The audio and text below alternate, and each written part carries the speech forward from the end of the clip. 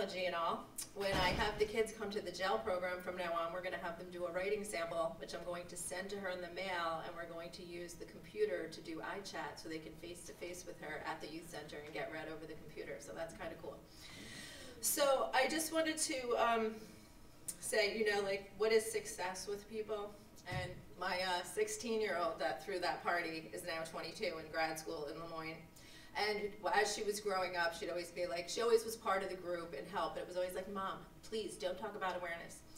So I get a phone call from her about a month ago. Mom, 3 of us have to do our final project for grad school, and we need a public speaker that works with the community and kids and parents. Will you come?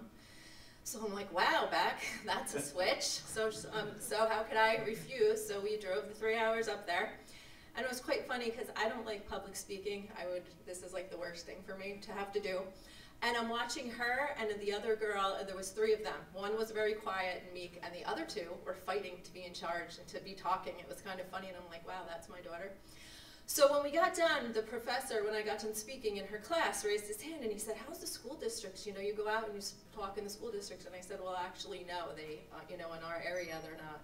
For some reason, they kind of turned a blind eye in a lot of cases, especially our situation where the year after the prom, that was my daughter's prom, that Zephyr had the accident, they gave out shot glasses at their school for the prom gift.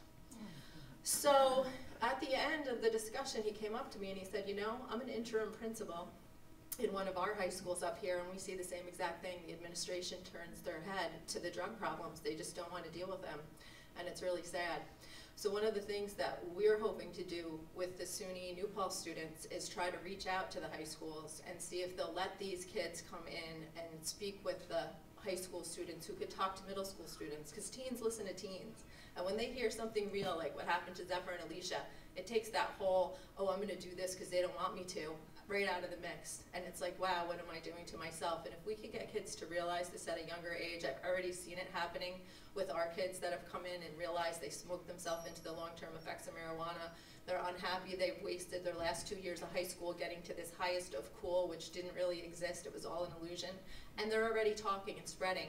And they already told me they can see my vision, which is unusual. Finally, kids actually can see that we can change the world, one kid at a time, if we can get a big enough army of kids out. So I'm hoping that we can find some support so that we can really expand and help more kids. And I also would be remiss without thanking Chris Anderson from Nevessa Studios over here, who opened his house and recording studio and has his very expensive cameras and a cameraman back when we shot these videos in 2006.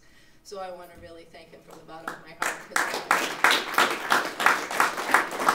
And thank you all for coming today. I hope you'll hang out a little. Kim will explain the interlock and how that works. Joe's in the back with the handwriting, and the teens will be at their stations. So if you want to ask them any candid questions, they're happy to speak with you. And one more thing, we're trying to be creative and come up with funding mechanisms to help ourselves. So one of those was a newspaper that we just put out. It's got a little bit about each town in the paper. SUNY Ulster college students wrote why to go to the towns in a couple paragraphs.